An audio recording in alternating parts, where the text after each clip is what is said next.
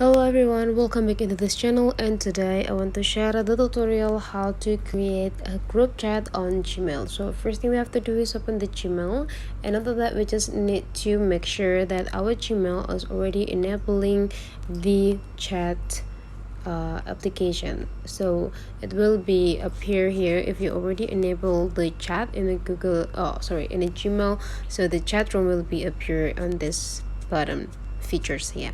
So to create a group chat, you just need to click a chat button, and you just need to start a new chat, and you can just type the email address of your friends. For example, I want to have my friends here, and after that you just need to click this to add more participants, and after you're done you just need to click done.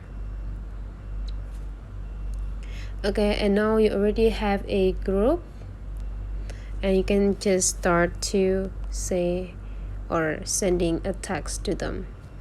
Now you just need to wait their response into your chat on this group. That's all the way how to create a group chat on a Gmail. If you find that this tutorial is quite useful for you, don't forget to leave some comment, like, and subscribe into this channel.